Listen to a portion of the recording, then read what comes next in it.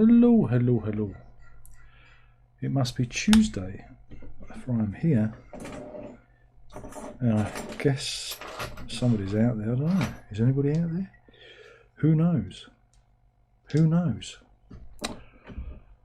It's that uneasy first few minutes where I'm alone in the live stream and I hear the shuffle of a hot beverage. Thank you.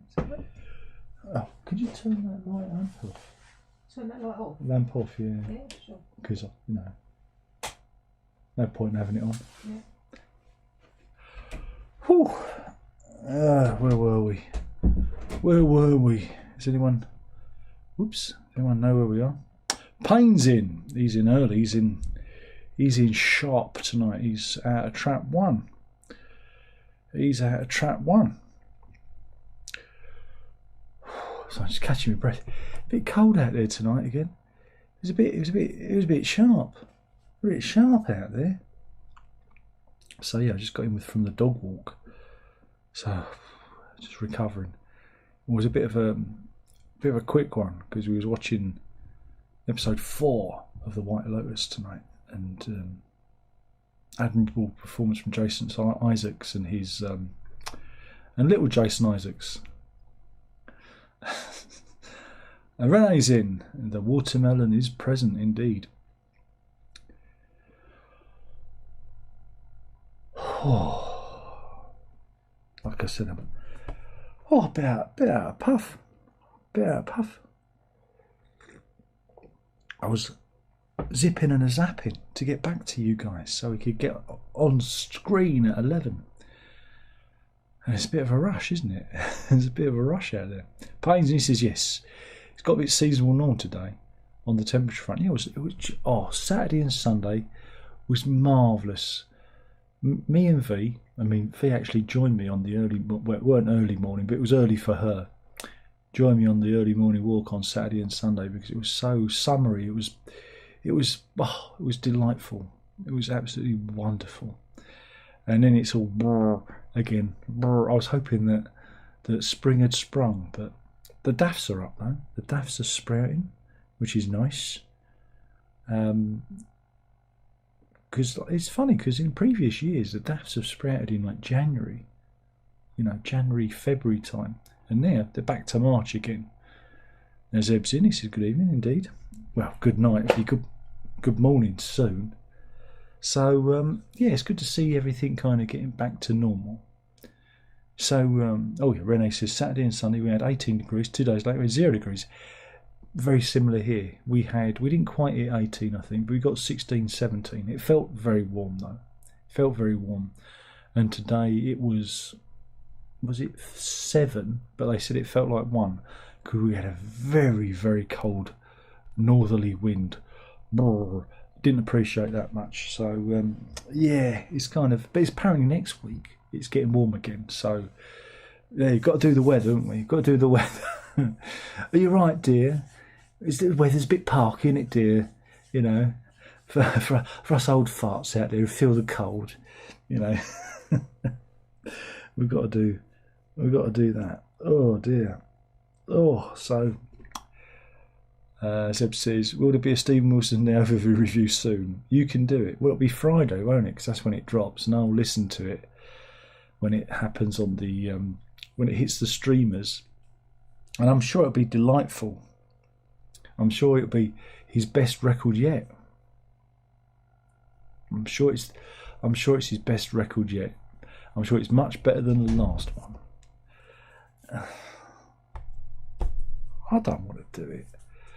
I don't want to do it because then all the people come and have a go, and I just like having a quiet life. I don't want everyone having a go at me. I like having a quiet life, but every so often, it's like let's all have a go at Darren, and it's like no, I don't want that. So I don't know. It's like do I have to? I feel obliged to though. Because if you want the real proper review, you come here. There was an update on OBS, and I'm worrying it's juddering a bit. not as smooth as it usually is. But yeah, so yeah, it'll be a thing, I suppose. It'll be a thing. But I'm not looking forward to it. Not looking forward to it. But what we'll do is we'll loop round again. We'll loop round again to God blimey, to last week. Do you remember who remembers last week? Can you remember as far back as last week? In fact, last week's live stream title was the one where we solved the Gene Hackman mystery. Do you remember? Do you remember when yours truly told you exactly what happened before you found out exactly what happened? There you go. I know it's difficult for many of you to understand, but I'm always right. But I'm not. Sometimes I'm wrong. And later on, if you stick around, I'm going to show you one of the instances where I'm wrong. What's that? What's that? What's that, Darren? You've bought another guitar? I couldn't help it. Something happened. I had to. So yeah, if you stay around long enough, you may see the new purchase and me waxing lyrical about. I can't even bring myself to say it. About a brand that I've not been a fan of, but I found A1, not the one, A1. I found a guitar so wonderfully wonderful. I just can't stop looking at it. It's like that, yeah, like that. So that'll be nice for you. But yeah, I got the the Gene Hackman story. It pretty much happened how I said. His missus had a medical incident. She expired, and then him, in his state of advanced years, passed afterwards, and that's exactly where it happened. So yeah, I can't say I feel particularly great about it, but it's good to be right, isn't it? I suppose. I don't know. Has anyone else got anything to talk about? Renee says Epiphone. Oh man, you read my mind. Mind you, if you've been on the old the other channel, I was doing a noodle. I had a little noodle with it the other night. I've recorded a track. He said I've recorded a track with it. Let's see. Look, see this here. No, that was recorded with it. Not all of it. That bit there. That bit of guitar at the top. My new guitar. That bit of guitar is the Jaguar. That solo there is the new guitar. And that bass line there is Rickenbacker. There you go. Oh, and that bass line there was my Mustang, but I favoured the Rickenbacker version because it was a bit more plucky, a bit more twangy. So yeah, that's something I've been messing around with. It may be a singy song, I ain't sure yet. I shall put it in the folder with all the other bits and bobs. I went through the hard drive the other day and found about half a dozen bits of songs I'd forgotten about. That was fun. It's like, bloody hell, Darren. From years ago. It's like, oh God, it's just too much. Too many bits and bobs. Is it worth me finishing them, or what do you do? I don't know. What do you do? Anyway, I better close Logic Pro because I don't need to have that open. So I shall shave that, and I'll give you my utter and total attention. Whoopsie! I wish you'd stop doing that. Why do you keep doing that? So yeah, anyone else got anything to say? Because it's going to be a very short one otherwise. Anything you want to talk about? Is there any music news that has caught your attention? Any political news? Any news at all that may have led you here, or you may want to talk about, may want to discuss? Otherwise, I'll just I'll just wind it up now because I'll finish the coffee and we'll finish it. If you're all just going to sit there being quiet.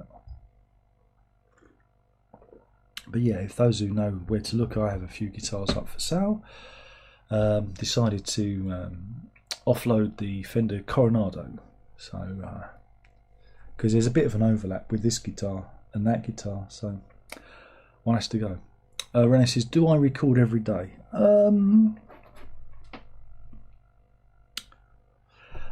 Not every day.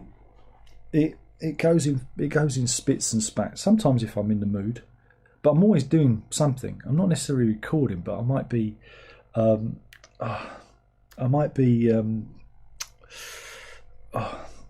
mixing.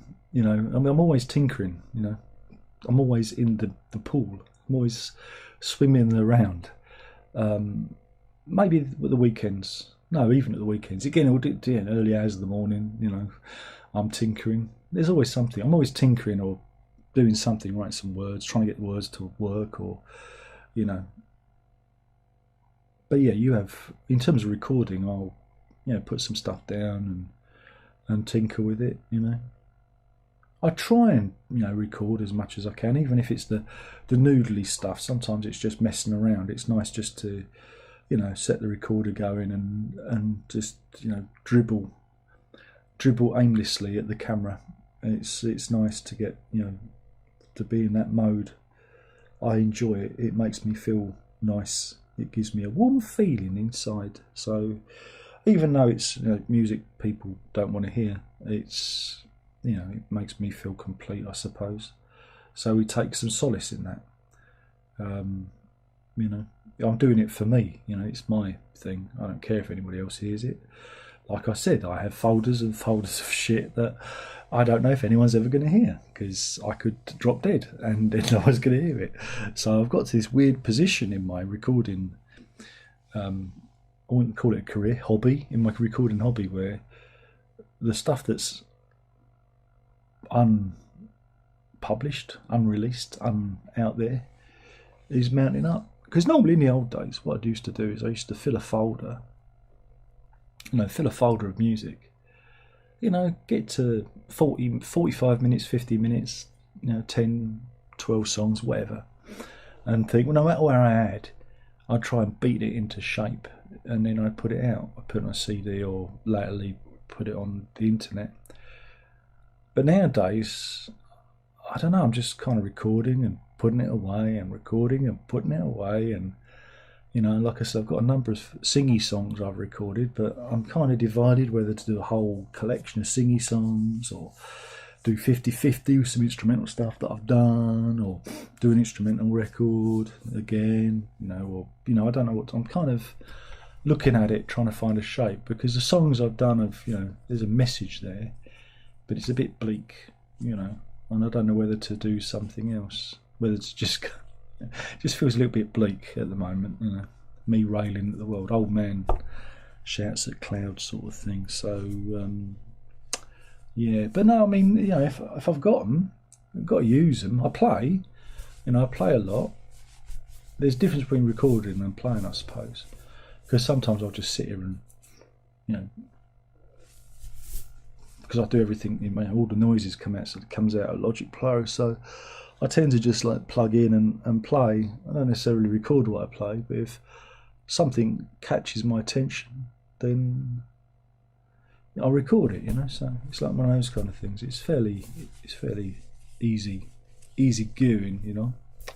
Zeb says, did you see that remixed of VDG World Record is soon out? Thoughts on the album? World Record? Oh God.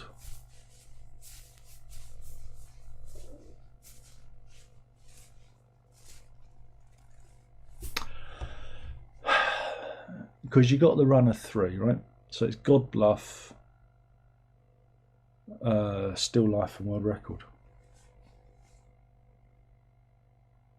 I really like God Bluff. I just think that works so well. I just think it's such a tight record. You know, it's one of their best.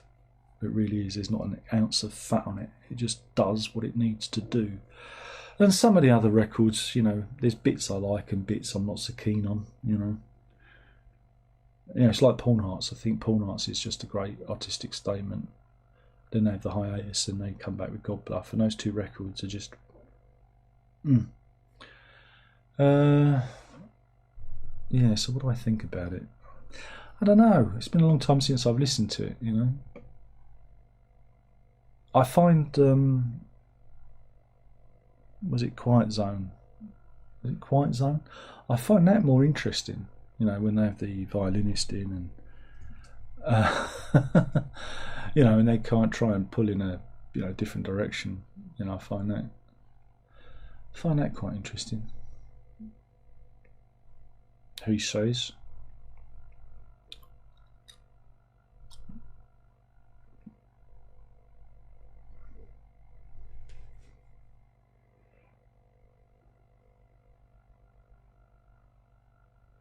Yeah, I'm looking at the track list.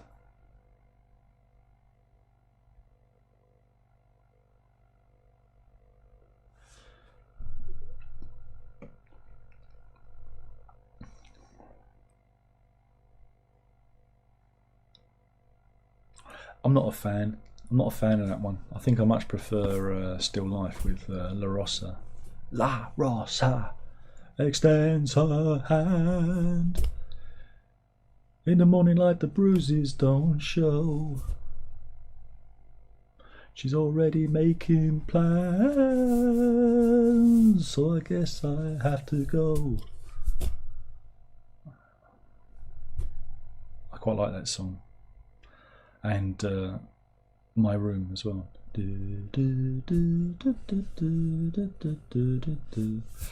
I can remember it was the summer of 1994 when I got those remaining Vandergraaf generator records. Those remaining ones. God Bluff, Still Life, World Record, and Quiet Zone, whatever. And I listened to them.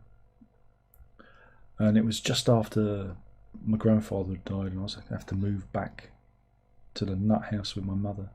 And I was listening to those records, probably a little bit too much.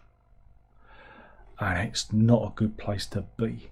Not when you're dealing with grief and you're dealing with an insane woman and having to move your belongings on a oh god, what did we use? We used I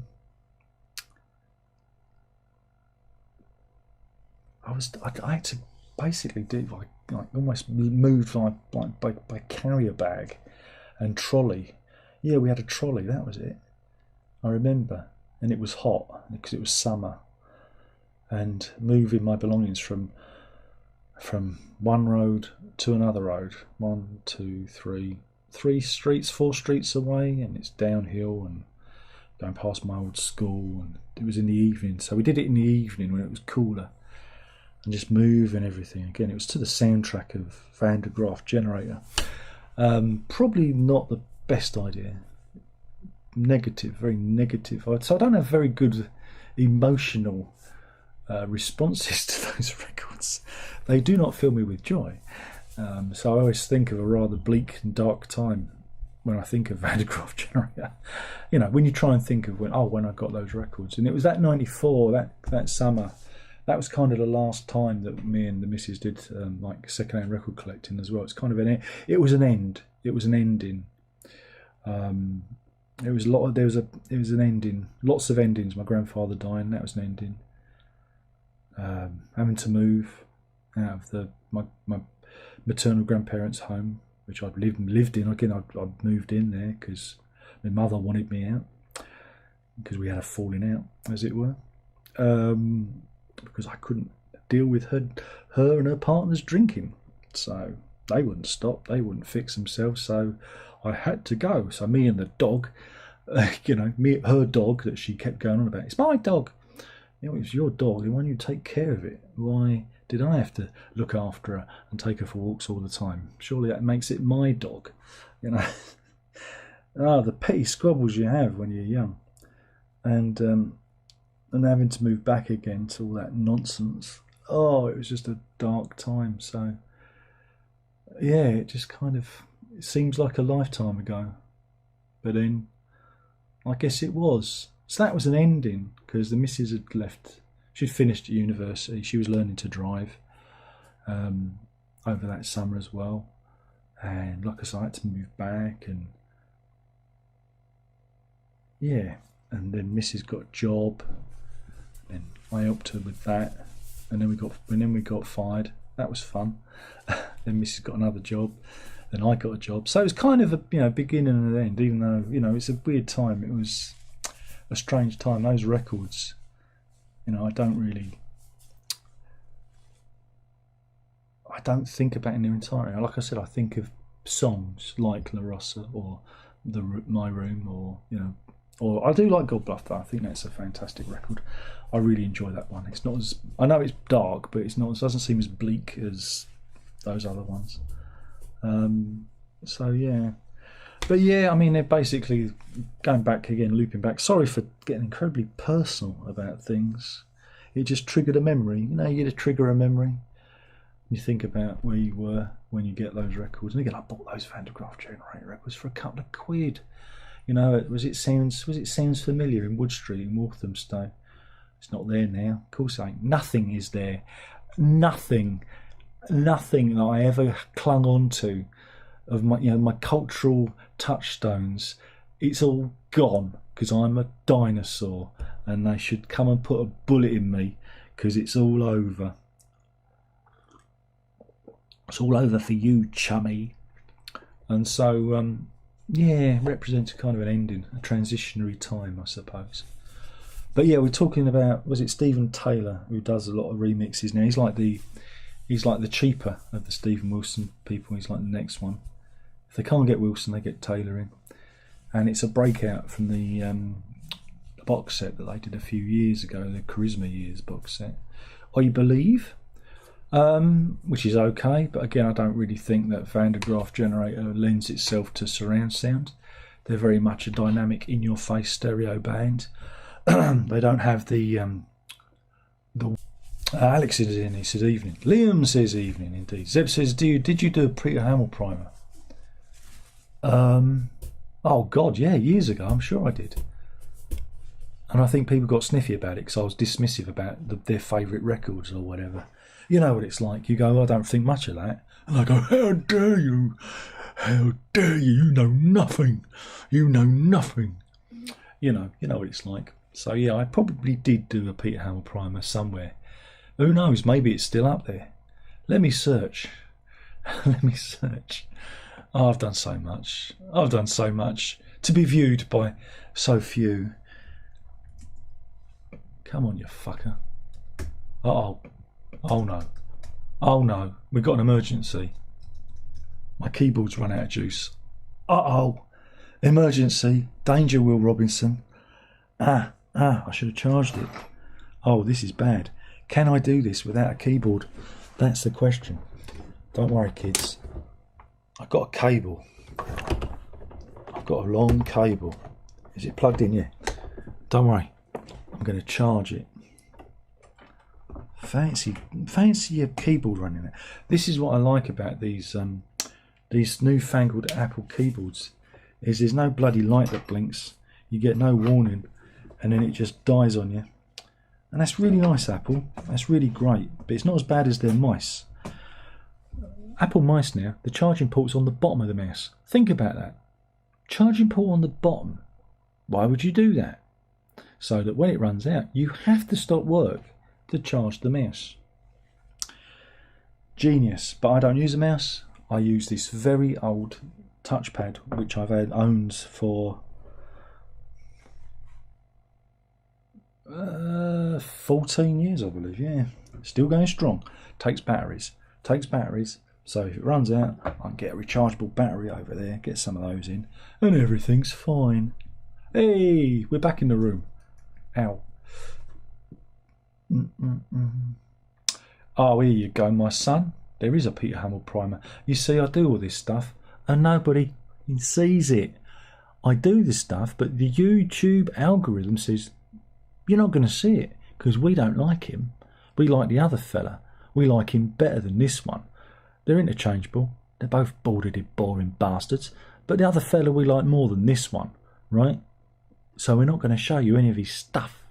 And that's the way it goes. I'm not bitter. I'm just saying, it's reality.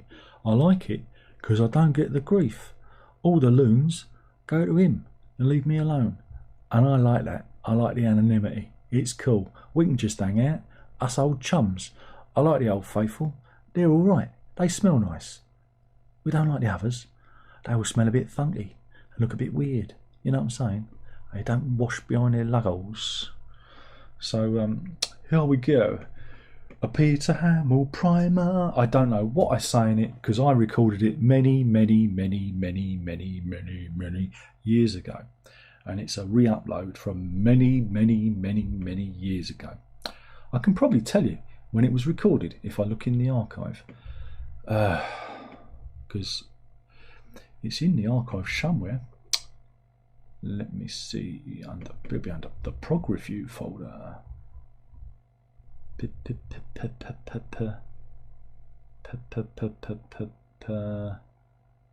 No, it's not there. No, look.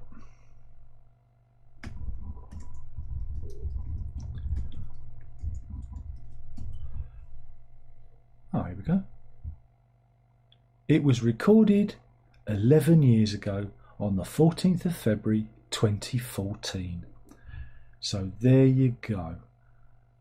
So how am I expecting? I love it when I get comments and people say, I can't believe you said XYZ about so-and-so. And I go, what did I say? I don't remember what I said. I've probably changed my mind now because it was like 11 years ago. But that's the internet for you. People think that you did it just now. You know, even though if you look at the video, it looks nothing like me. I'm several Darrens moved on since then.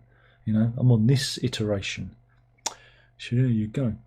Alex says, finally bought a new guitar. Said I'd never buy an online again, but it's only place to get a Yamaha AX500. Yeah, we talked about this, didn't we? Bit nervous as they're very light and it's being delivered. I paid $410, wanted $455. It sounds like you got a bargain. Look, I've received guitars from various establishments that have arrived in a bin liner. I shit you not. Literally in a padded guitar bag, not an expensive one, mind, just a padded guitar bag wrapped in a bin liner with a shipping note on, yeah, and it's got through all right. I've never had, touch wood, a damaged guitar.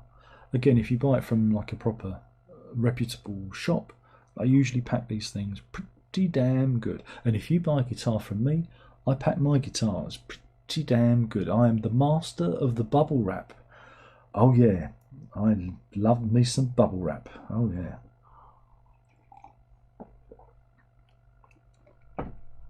Though I bought some bubble wrap once from that Amazon place, right? And this is disgusting. This is the worst thing ever, right? And I kept it down. I keep it at the foot of the stairs because we live in a thing, and there's down the bottom is like the entrance hallway. That's where we keep the boots and the coats. You know, that's where the butler cleans the dirty boots and everything. And so I kept the bubble wrap near the boots. And suddenly one day I noticed there was a few like flies, like blue bottle type flies buzzing around, and really slow and sluggish. I'm thinking, oh, maybe they come in when I come in with the dog. And then there was more of them, and even more of them. And then I went and got the Raid and sprayed down there. And I said to the dog, quick, come up here.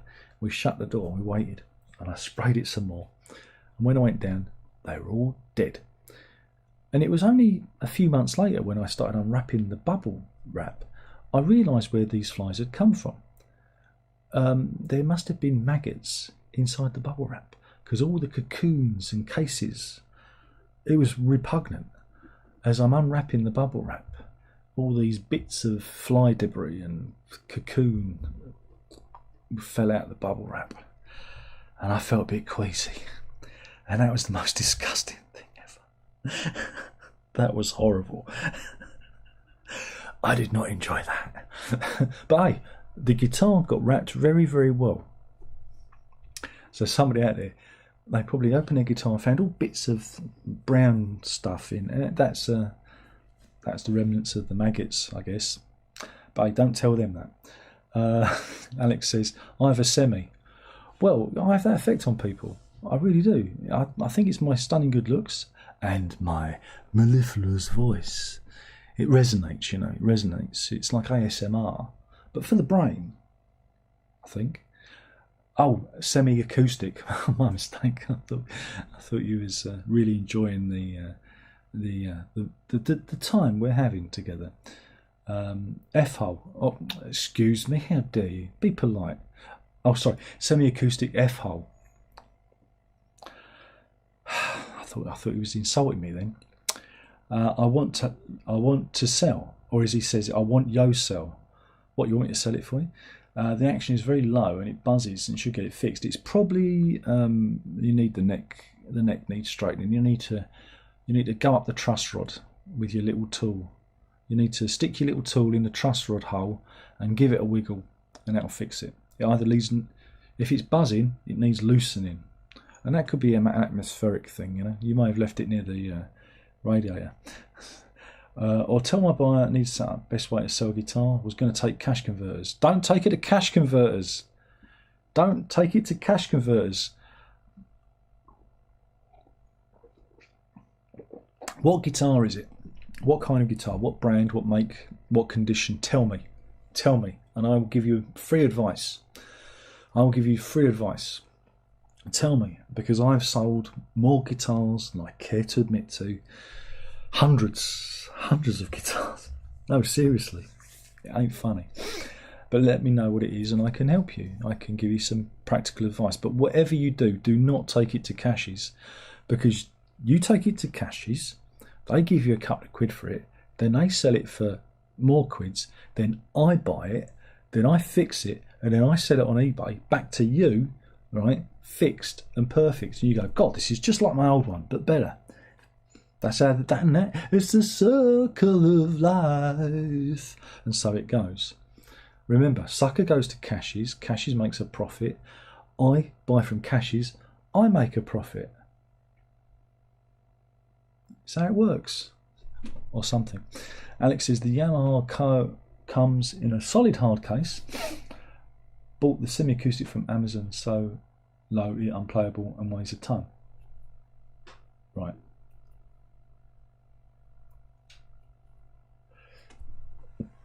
It's probably, yeah, like I said, the truss rod needs adjusting.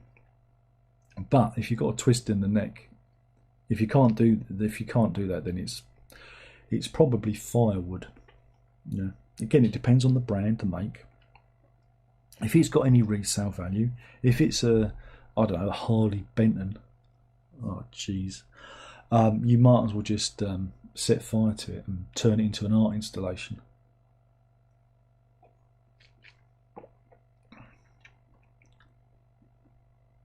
Owen says, a caster is the stage between a maggot and a fly. A bit of use in faith for you. Well, I'm really glad you told me that. It's it's pupa, isn't it? It's the old pupa. Pupa, and then chrysalis, and then bug. But yeah, that was grim. That was really, really, really grim. That was. Very, very grim. Alex says it's a lovely looking guitar, but sadly it's a gear for music. Oh well, then God, they've got an awful lot of those at Cashies. It really depends if you want how you want it to play out. Again, if you go to Cashies, here you go. If there's something in Cashies that you want, how about that? Going to Cashies, if there's something that you want, maybe you can do a trade, right? Because they'll probably give you double credit rather than. So you could take it into Cashies, and if there's a trinket or something that you like the look of, could be anything. I don't know what you like. You may be able to do a part exchange and get that thing, because trade credit is always more than the cash you get. So maybe that's a better, because I don't think Gear for Music is gonna get you a lot of shekels on the old eBay. I mean, that's like a Harley Benton, isn't it? Really, because Harley Benton is Thomann own brand. Thomann is the German musical instrument mega store, and they've got their Harley Benton. I know everyone raves about them, but seriously, they talk about Chibsons and things like that. I mean, they did a complete rip off of like the Brian May Red Special, and it's like, how do you get away with that? They constantly rip off designs, and I get it. If you're on a budget, I get it. But what would you rather have, a Harley Benton or an actual Brian May, guitars instrument that you've saved up for, or get one from Cash's? There was one on Cash's there the other day, for a good price. I should have got it actually for a review. But yeah, that's my advice, Alex. Probably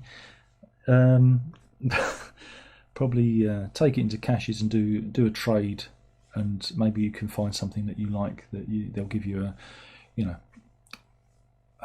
store credit for, because they tend to give you more store credit than cash, I think. Not that I've ever sold anything Cash's. I'm talking about years ago when I used to go to a second-hand record store. It's my experience. I only buy from Cash's. I don't sell to them. But yeah, if it's buzzing, it's two things. It's either the neck relief. Well, it's three things, and there are three ways of fixing it. Neck relief, and if it's buzzing, then you've got an overbow in the back, so it's kind of going like that. So you need to loosen the truss rod so it goes like that, right? Or could be a twist in the neck, but that doesn't tend to happen. Could be that the nut's cut too low.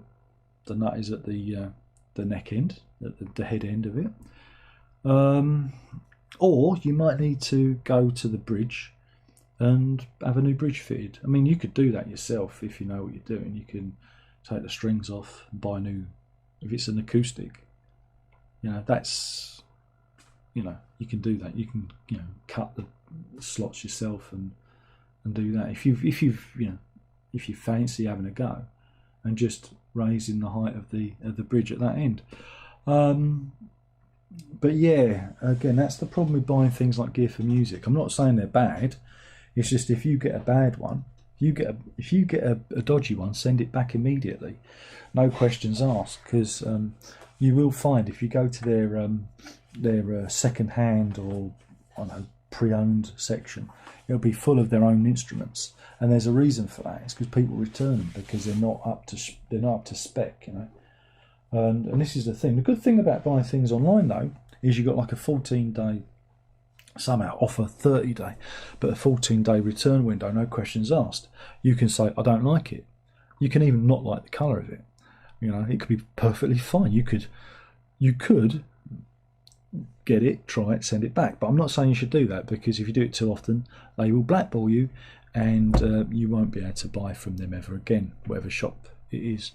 But I had it was actually with Cash's. Actually, I bought a guitar from them. It was an Epiphone, because I was going to flip it, but it had a neck break that had been repaired. Thing is Cash's online take photos with a potato, so you can't see anything, especially with black guitars. And so you can't always see a neck break on a black guitar taken from a potato in the back of the stockroom at Cash's in Brentwood or wherever it was. And so when I got it, I dropped him a line and said, look, this has got a neck break in it. I really can't have it, because I don't know who fixed it, and it could break again, so you're going to have it back. And they very kindly arranged the courier. It took them a few days, but we got there in the end. And I explained to them, I said, look, if you get a guitar in with a neck break, and you get this with Gibsons and Epiphones, they break really easy because the way they're put together. You shouldn't buy them. You should be very careful. And the manager was very, very, very, very, very happy with my advice. But yeah, you've got to be careful with that kind of thing. Alex says, probably going to cost me about 50 to have set up. The strings are literally flat against the frets. Whenever I get a guitar from Amazon again. Well, again, with Amazon, they've got great returns policy. You should just have returned it, It's a shame. It's a shame you feel like that, because I buy all my guitars off the internet. And have I bought one from Amazon? Yes, I have. I bought an Ibanez Talman 5-string short scale bass. I did do a review of it somewhere, and I sold it though. The only reason I sold it is I realised that getting strings for a short scale 5-string bass was going to be a major bother, and I couldn't get my head around it. I thought, oh God, because I don't sell short scale 5-string bass strings, and it was like, oh God. It's good bass though. And the reason I bought it off of Amazon is I managed to collect some credit, some credit, and I think there was an offer on. It was one of those weird days when they was offering not an Amazon deal day or something. I can't remember.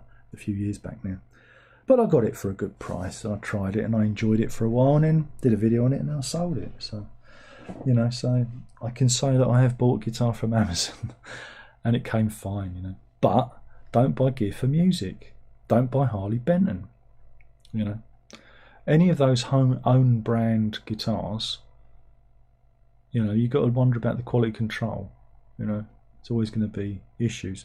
And there are an awful lot of shills, I'm going to say it, an awful lot of shills on the YouTubes, these guitar YouTubers who, oh look, I've got a new guitar from Harley Benton. Yeah, they're going to send them the best one. They're going to, that's all been spec'd and checked before it goes out.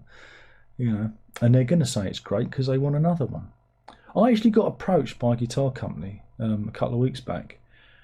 And I wasn't really thinking, because normally I turn everyone away because it's a pain in the arse. It's not like the old days when I used to be a member of Her Majesty's Press and people used to approach you to do reviews and they let you get on with it.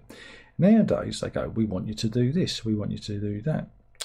So I was about to go out, take the dog out for a walk, and they said, oh, about guitar. And I went, oh yeah, sure, send me the details. This is my address, samples to this. Didn't think anything, and again, they caught me at a moment when I normally would have read it and said, "Oh, fuck off," Well, I don't say fuck off. I just usually ignore it or tell them, "No, I'm not interested." And I got a big email back saying exactly what they wanted from me. You got to put it on Instagram and do this and do that. And I said, "Nah, I'm not doing it. You don't tell me how to do what I do, so don't ever contact me again, because I don't need that. I don't need to be in someone's pocket." But that's what those guys do. They get the guitar and they do it how they want it, and they put it on their Instagram and they say, oh yeah, this is brilliant, and it's a piece of trash.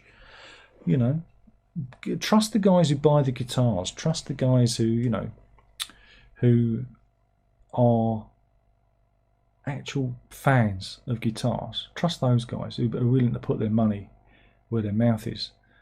Anyone who says, I've got this guitar sent to me, just stop there and just unsubscribe, ignore them, because it's all bullshit. All right, like the music reviewers who, oh, I've got an interview with this one and that one.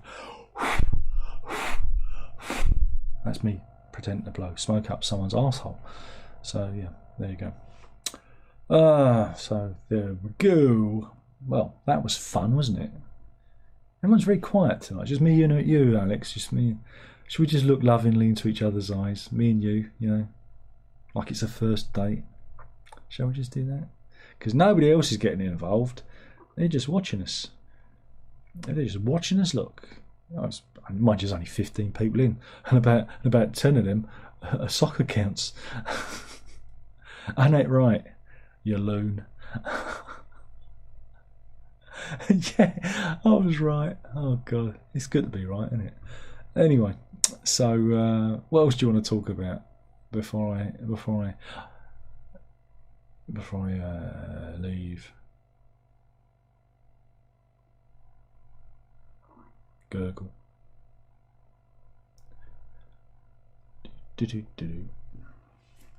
Yeah, actually, I just realised there's two things that I was wrong about, and I'm shocked. Okay, I was right about Gene Hackman, right? Hey, come on, you've got to give me that. That's not bad, is it? I could be like a detective, me. They could have got me in. I could have been a detective, me.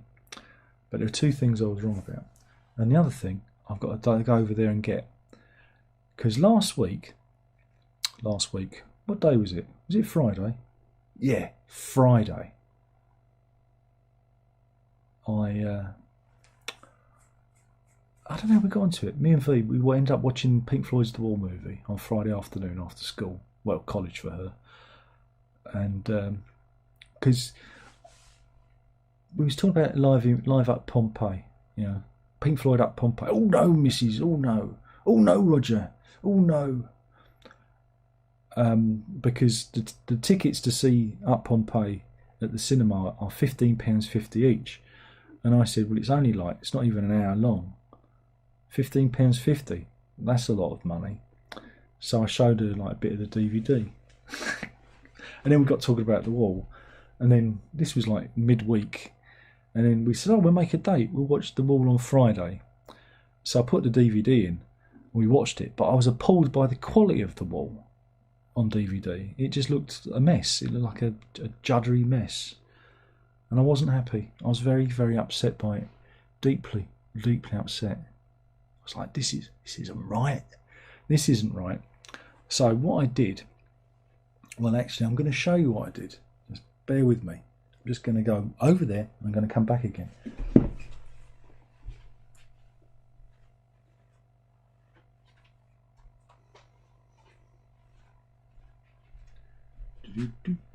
Did you miss me? I missed you. So yeah, we was watching this one. Do you remember that one? I don't remember when this was out. It was years ago. But we was watching this one, and I thought, this isn't good. And this has been niggling me for many years. Right? This has been niggling me for many years. I'm probably going to do a video about it, but I need £100 to buy a Blu-ray player to connect to my computer. There must be another way. Wait a minute, I could probably just connect I don't need that. I could just connect that to this and do a grab from that, couldn't I? I don't need a special. But if I wanted to rip the data, I now would need the drive, wouldn't I? Anyway, this has bothered me for years because there's many. I've been researching this, and some people say it's a bootleg, and some people say it isn't, and some people say it's not legit, and some people say it is. And there's much discussion, but I thought, bollocks. Seeing as there's only a couple of copies left, I will buy this Spanish version of The Wall on Blu-ray, or El Muro, as they say in Spain. Yeah? And I thought, well, I know it's a bit late for me and V to watch it, but I thought, I'm curious, is it better quality? That's what it looks like on the inside. That's what it looks like on the back. There's not a lot to really tell you what's going on. And I thought, well, if it doesn't have a surround sound track on it, it's probably a bootleg. If it's just a plain old stereo doodad, it's probably not real. So I put it in, and I'm thinking, wow, this isn't the same. This is different. It's not been upscaled. It looks like a different scan, right? And yes, there is a 5.1 surround soundtrack as well, and it's got a certain filmic quality to it, like those Blu-rays do. And on certain bits, like certain animated bits, there's like dust and scratches on the actual film. It hasn't been like cleaned up, and they're not there on the DVD like pressing, as far as I could see, as far as I could remember. Again, that's why I need to do a side-by-side comparison, and it looks better. And I'm thinking, but this has to be a bootleg, because the menu looks like a bit bootleggy. It's not sophisticated. You only get a little bit of the extras from the original DVD, and of course they're in like standard quality, you know. And there's no other credits anywhere about who did this, where it's from. Now again, if this was if this was Italian, I'd say it was a bootleg. I'm not saying the Italians like bootlegs. I'm not saying that. I'm not saying that the Italians have a history of not giving two farts about copyright. I'm not saying that. I'm just saying I would more likely believe an Italian copy of this be a bootleg. But this is Spanish, which is curious, with Spanish subtitles, which you can turn off.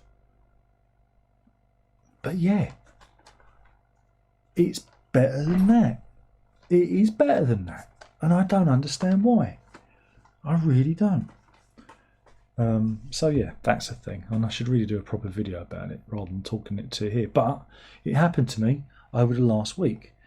Also got Bugsy Malone, so that means I now own 3 Alan Parker films on Blu-ray. I own The Wall, I own Bugsy Malone, and I own Birdie, which is great because it's got Peter Gabriel's soundtrack there, and I love that film. Oh dear, I miss Alan Parker. Alex says, did I correctly? Steve Moss is doing a remix of the new Pompeii. Yes, he is. I recorded it off Sky Arts. That'll do me. It's really good. Why try to fix what ain't broke? Because they're doing a proper surround sound mix to the Blu-ray / 4K UHD edition. I think it's only been stereo before, and they're doing a surround sound mix, which could be interesting. There's also a cinema. You go to cinema, they're showing it in IMAX and stuff like that. There's some clips online. Again, it's one of those things that I'll probably buy it because I have lots of fondness for it. It's one of those things that you watched as a teenager. I remember when it came out on VHS, and I was so excited because it was the first time on VHS. You know, with the kind of was it orange and blue kind of Pompeii things, and it was a bit psychedelic. I remember getting it. It was so excited. Me and the missus watching it over and over again. You know, because they bought quite a few music videos back in the day because that was the way it was. And then when it was on DVD, I got that, and boy was I disappointed because there was the director's cut, and that was bloody awful. It was appalling. So yeah, I mean, it's something. It's another pip to squeeze, isn't it? It's another wallet to empty, I suppose. It's also coming out on LP and CD and whatnot. But yeah, it is what it is. It is what it is. Owen says, never heard it on Blu-ray before. No. Well, this is it. I shall get you a linky because it's been around for a long time, and I've tried to read up on it because you don't want to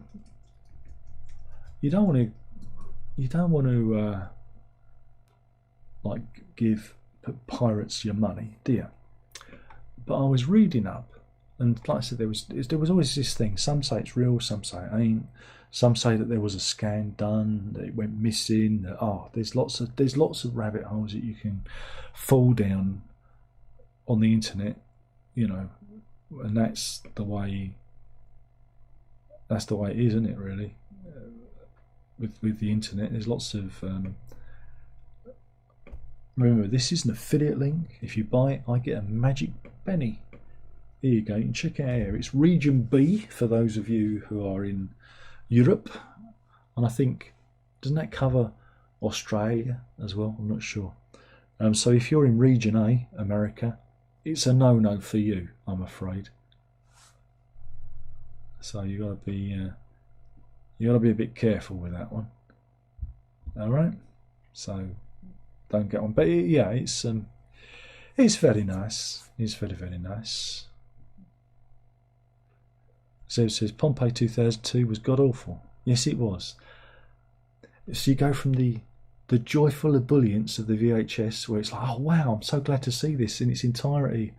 This is great. And then you put in the DVD, which is, and then you play it and you go, what did I just watch? It's horrible. You know, but it's the way it is. Director's cut. Okay. It's one of those things where the director should have been taken out and horsewhipped within an inch of his life. I say. Horsewhipped, I say. So yeah, I'd always warned people away from this because, you know, I couldn't check the veracity of it. And I think it was, I don't know if it was expensive. I mean, I got it, it's £17.99 or 18 quid or whatever. And I thought, well, I'm going to take a punt on it before it sells out. You know, if it sells out, I don't know. And I was surprised by the quality of it. I thought it was, well, a lot better than the DVD. And that's what I wanted, so I'm happy. I'm happy. But yeah, I'd like to do a proper like rip at it and look at the files, as it were. But I haven't got I've only got a CD player, a DVD player connected to the Mac. So yeah, I'd have to invest in some tech. Don't know if it's worth doing. Could be, but I don't know. But anyway, something that you might want to consider if you're a fan of the film. I am. I'm a big fan of the film, so I love it. We love it. I do. And Verity enjoyed it. She was like, "Wow, it's really complex, isn't it?" I went, "Yeah," because it plays. It's like there's memories. We're going back, jumping backwards and forwards. I went, "Yeah."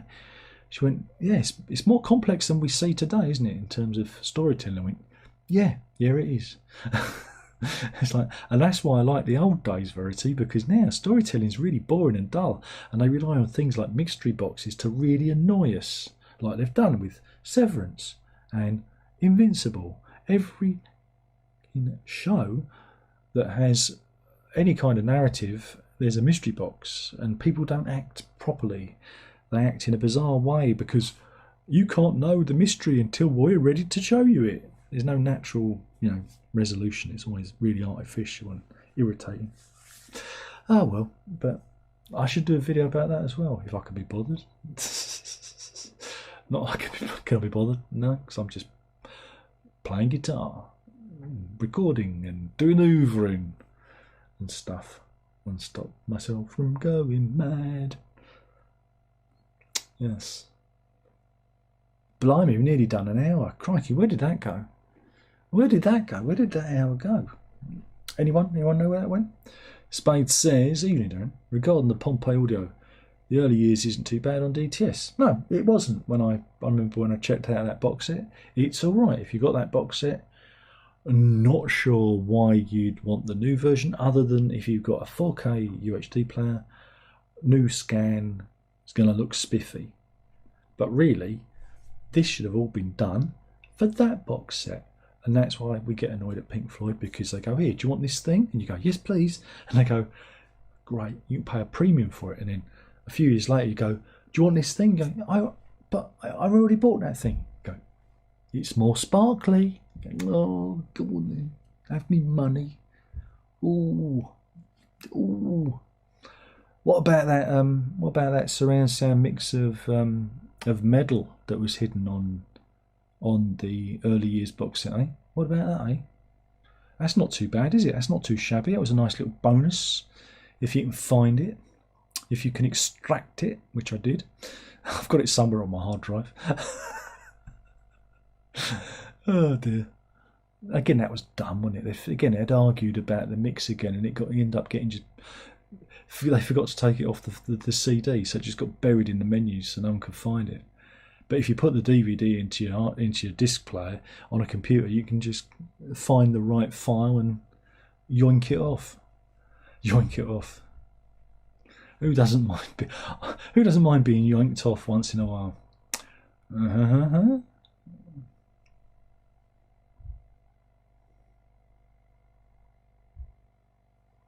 Any more?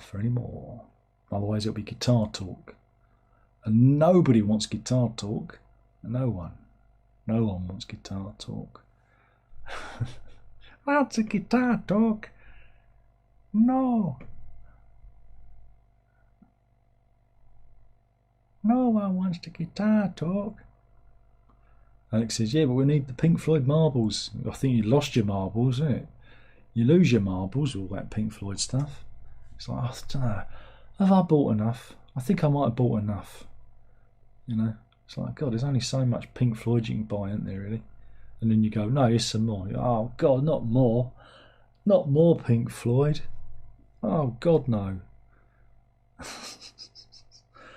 Meanwhile, I've got more copies of the Lamb album than I care to admit to.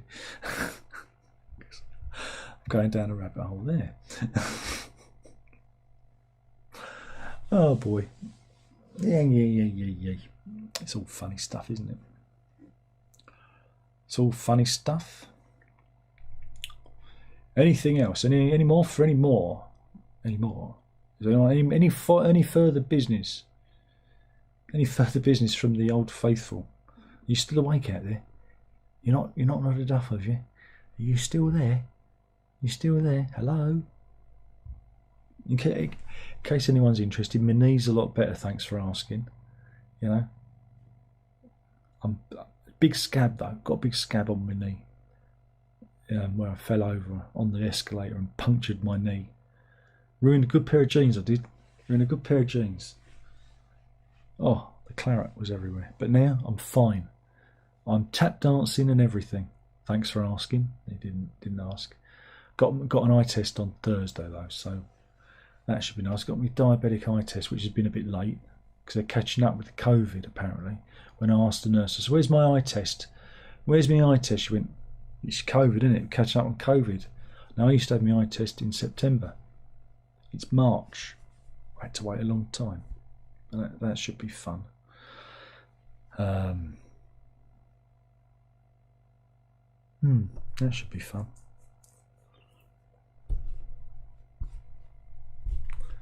Hey, eye test.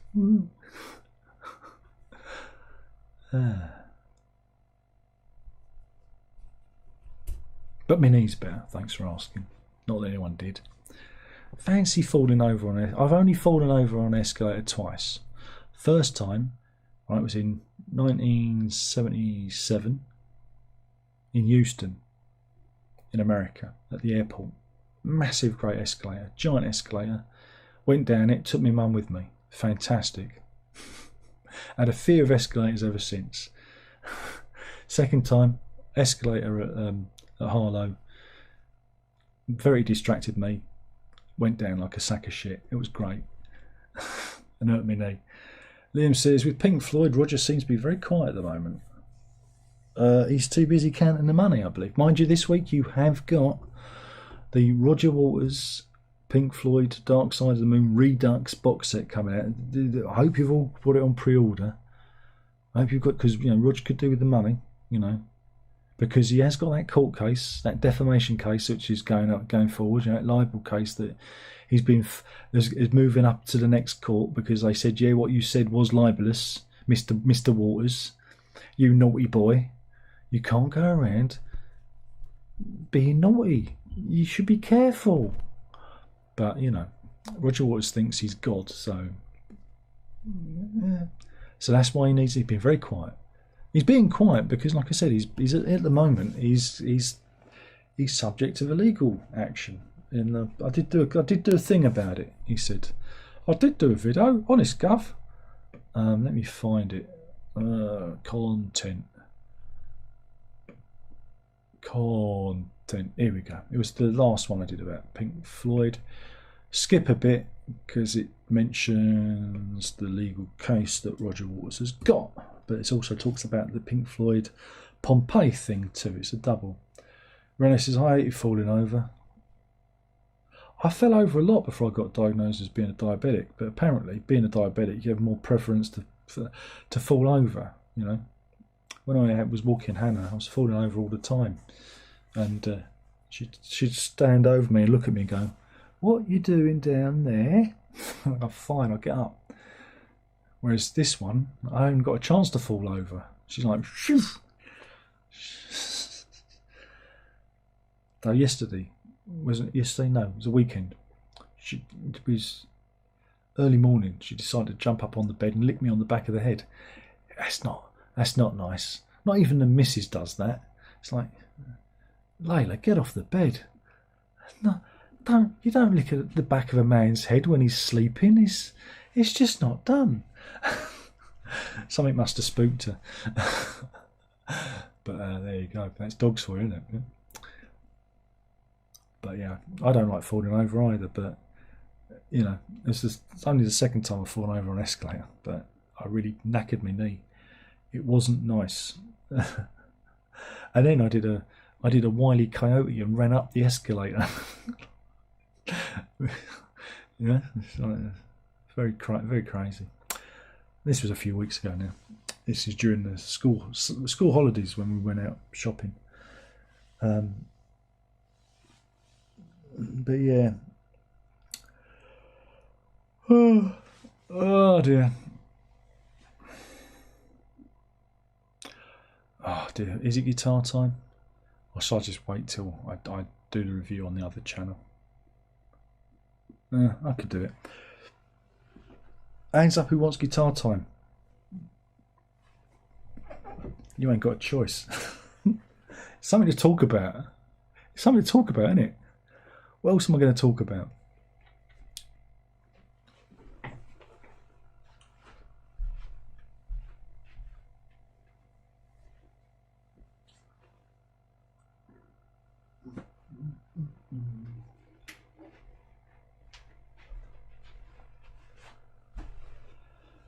Oh, this beauty weighs a ton. Oh, it is an Epiphone. He said, Epiphone. Oh God, it's a 355, and it is. I've got to say the guy's name right. It is a. Let me just get it up, because otherwise I'll say his name wrong. I don't want to say his name wrong. Oh God, Epiphone.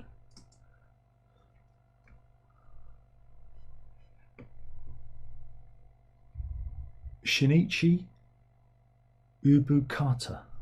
Yes, this is an Epiphone Shinichi Ubukata 335. And yeah, this was a Japan only once, because Shinichi Ubukata is a famous Japanese guitarist. And they were doing a job lot on these on, well, I think Andertons and Guitar. And I missed out on them. I was like, I'm in an iron about it. I was like, oh, do I really want one? Oh. And then I put an order in, and they said I was sold out, and they actually cancelled my order. I was kind of a bit crestfallen. But I was browsing, I think it was Guitar on Thursday, and this was on there. This baby was on there, and it was cheaper because it was I don't know, what do you call it, shop sold or demo or whatever. And there was a lacquer run on the back of the neck, which they've smoothed out, they've repaired. And they said there was a scratch on the front here, but I can't see it and I can't feel it. So maybe it was just a hair. I don't know. It ain't one of mine. And so I got this, because it comes with a hard case and everything, and I got it for a really good price. Well, I think it's a good price for what the guitar is. These are Gibson pickups, actual Gibson pickups.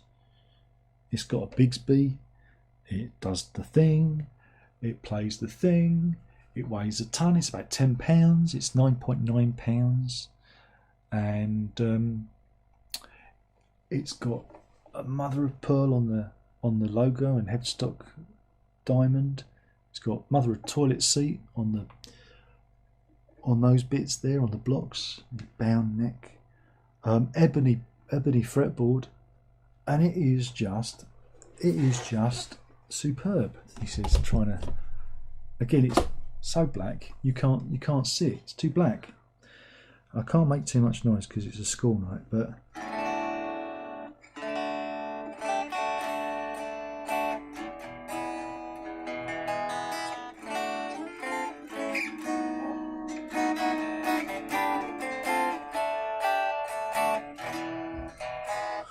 yeah, it plays like a dream. Plays like a dream.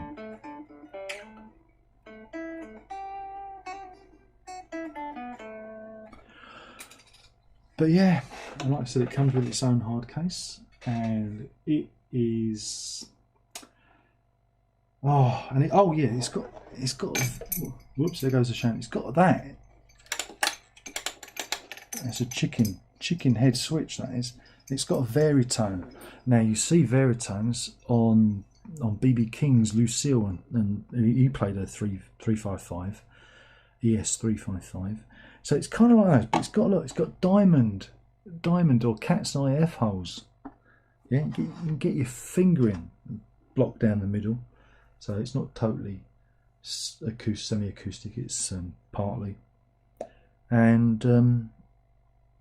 for the money, this is just the, like I said, best guitar I've ever played. It's sickeningly good. I hate how good it is. And it's an Epiphone. And it's made in China. It's made in China. and yeah, it's changed my worldview. Now I've played a few. I've played a few Epiphones in my time. I've owned a few Epiphones in my time, and they've always left me feeling a little bit. Yeah, it's like they're all right, but this one really captured my imagination. It's as soon as I put my hand around its neck, and again, it's a big old neck, and I'm not a big fan of thick necks, but it is so easy to play. It makes my fingers do things I don't want them to do. It's like that, you know. But no, I'm really pleased with it because how much it cost, and like I say, comes with a hard case, really good quality, perfect intonation, holds its tune. Even though it's got a Bigsby, there's even a little black piece of felt stuck behind the arm there, so it doesn't scratch the body. I'm like, wow, I've never seen that before on a Bigsby. They've stuck a little bit of felt there, so it doesn't scratch. So when you put it in the case, there's no chance of it scratching anything like that. When you put it in the case like that. Isn't that amazing? Isn't that amazing? Yeah. Oh, listen to that switch. Oh, oh, oh, oh.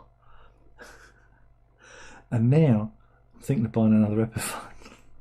It's like, oh God, I'm going to sell some of my Fenders and get another Epiphone, and get the guitar that started all this years ago. I had a Columbus, like a Les Paul custom copy, black, all in black. It was, you know, and yeah, there's one of those. I was thinking I should get one of those, give one of those a go. But yeah, this is. Oh God, it's so good. It's sick-makingly good, and it's so heavy. And I do like a heavy guitar. I'm a masochist.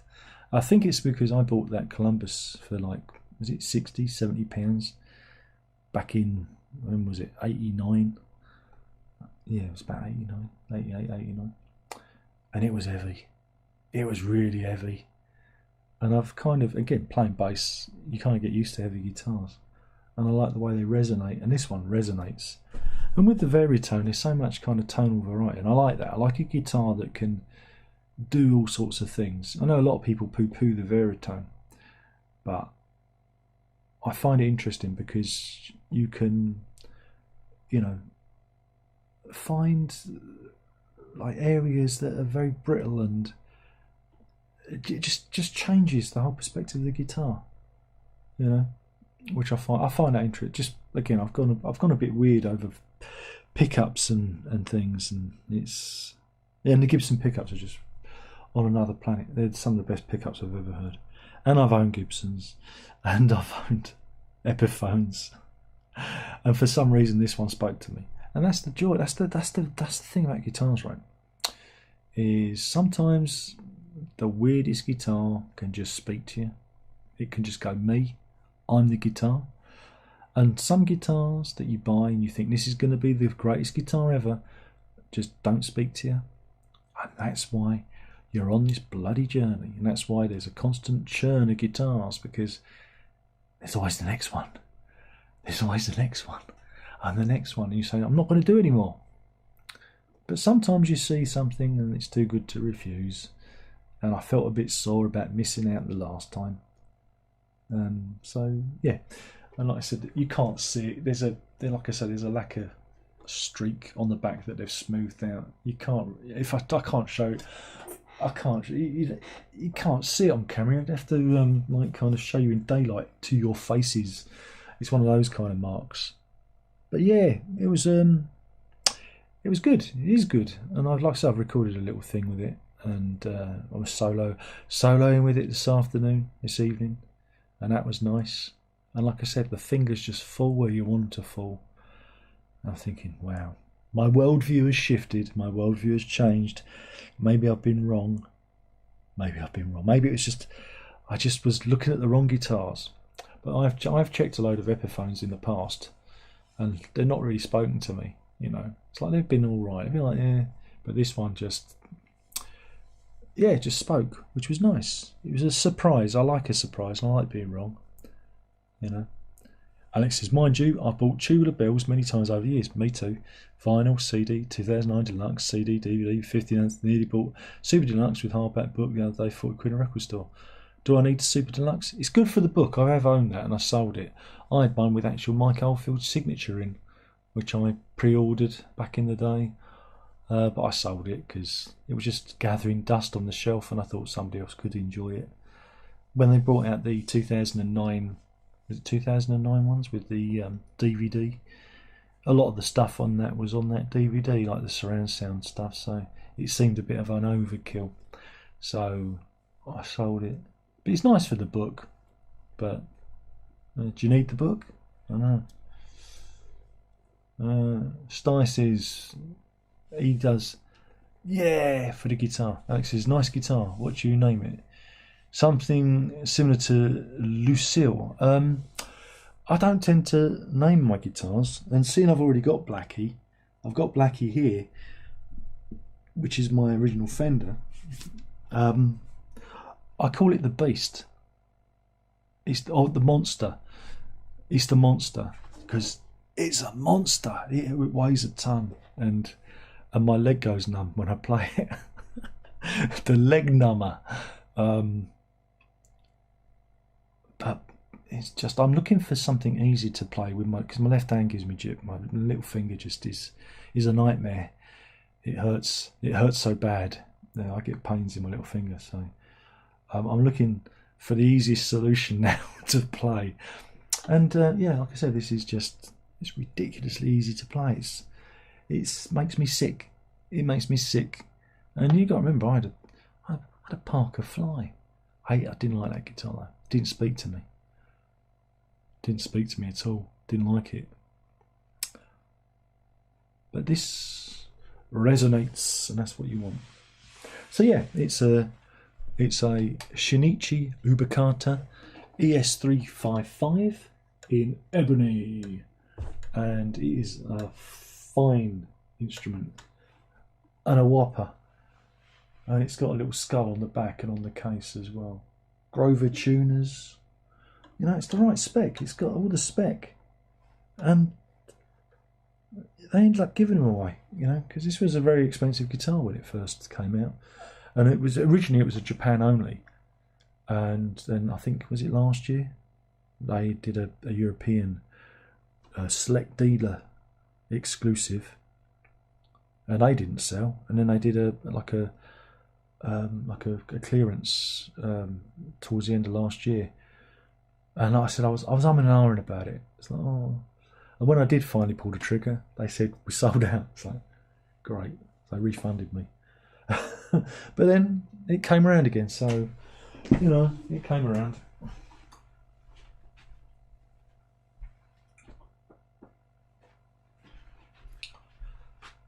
So now my Coronado is up for sale if anybody wants it. It's out there. Fender Coronado in Sunburst. It's in really good nick and I've looked after it and fixed it. I fixed it up. It was covered in rust and all manner of nastiness, and I nursed her back to health, and it's time for her to find another owner. It comes with a hard case, and unfortunately there weren't any songs in it. It only gave me one song, and you know, I liked it, but didn't sing. Didn't sing to me like she.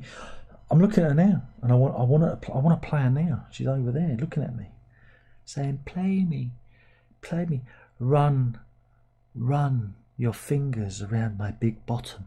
She's saying. Oh, you know, there you go. So if you see one, I recommend it. Might not be for you though, again, because it's a heavy guitar. It's a big old beast. It's a monster. And yeah, it's that thing of like, yeah, I think I'm going to like that. Andrew says, hi Darren, I'm in. Sorry I'm late. Blimey, mate, it's nearly over. We're nearly done. Have you been out on the piss? Have you been having a good time? If so, it's not fair. Why am I out having a good time? Rana says, hey, Mr. Andrew, you're late. And Andrew says, yeah, I overslept. Overslept? Blimey. Well, again, we're not far off of it. We're not far off. And what have we covered tonight? We've got 10 minutes left, I believe. What have we covered tonight? I can't remember. Oh yeah, Gene Hackman. I was right about that, wasn't I? So big up to me. I'm like modern day Quincy. I am. I'm like modern day Quincy. So I got that right. And then I did some things where I was wrong. We talked about the Blu-ray, Spanish Blu-ray of The Wall, which was interesting, and a guitar. A Shinichi Ubicata ES355 from Epiphone, which I got on offer because there was a lacquer streak on the back of the neck, and they knocked some money off, more money off. I'm like, I can't resist that. And it comes with a hard case. I'm a sucker for a hard case. Are you a sucker for a hard case? Because I know I am. And Andrew says, no, I'm cold sober. Watching this is enough to make you feel like you need a drink, isn't it? But you still come back. You still come back for more. But yeah, so see, I've been like, so I tend to just plonk around on guitars. That's my problem. I've been doing it for too long now. Too long. Plonking around. He's a right plonker, he is. Look at him plonking around. Please. I'm going to go now because I am spitting feathers. I'm literally... And we'll do this all again soon, I think. I don't know. Maybe we won't. My mouth gets drier and drier every week. You know that. I should maybe have a flask or something by the desk, so I don't dry myself out. It's very hard to talk for an hour and a half about nothing in particular, but we do it. We do it for the few people that are interested. This weird historical document that we put out, and yeah. Anyway, I'm done. I think I'm done. I think we're done, and we'll do this all again soon. I guess Friday. I suppose it'll be a Stephen Wilson review. I don't want to do it. I really don't want to do it, but I know people will ask. I've had one person ask tonight, but there's kind of an expectation there, isn't there? There's kind of an expectation. Maybe I'll turn the comments off just for one day. I don't know. I don't think anyone's going to care. Do you? I think all the Stephen Wilson fans are going to be too busy with their new album to care what I say. Because it doesn't really matter, does it, what I say? That's the beauty of all of this, is it doesn't matter. None of it matters. And what people forget is you can like a record and someone can dislike a record, and that doesn't affect your enjoyment of the record. Yeah? And so if I don't like a record and you like it, nothing changes. And if I like a record and you don't like the record, nothing changes, right? And I might do a review and I might say to you, this is the best record ever, go and check it out. And you might listen to it and go, that's a load of bollocks, what's he talking about? And that's fine. And that's how it is. That's called taste, you know. And we do these videos for fun, to make people laugh and to, you know, to pass a bit of time. And I think everyone gets a little bit too serious, so especially about music and musicians and whatnot. And we all need to lighten up a bit, all right? And if you don't like what I do, that's fine. Go. There's plenty of other people that are better than me, you know. Find one of them and bother them, and leave me alone. You know, it's no skin off your nose. But the really weird thing is, there's always a chance. There's always a chance that I'm going to like a record you like. And then the world shifts a bit. The world gets a bit weird, doesn't it? That we might have something in common. Imagine that. Or maybe I might not like an album. And then you listen to it and you might not like it too. And then we share that. And you go, bloody hell, we've got another thing in common. Maybe my entire worldview is changing. Like that time when Darren got an Epiphone guitar and it was so good, his worldview shifted. And he thought, God, what's going on. And that's you when we start syncing up, isn't it? So maybe on Friday, with this new Stephen Wilson, maybe we'll all sync up together and we'll all have the same opinion. And maybe you'll all realise I was right all along. But we'll have to wait till Friday to find out, won't we? Anyway, thank you for watching. This has been another live stream. And we'll do this all again soon. Remember, if you can't be good, be safe. Because I want to see you next week. Or if you're watching this subsequently, I want you to be watching this subsequently next week, you know. So be safe out there. And the most important thing is well, it's obviously, don't tell your mother. No night.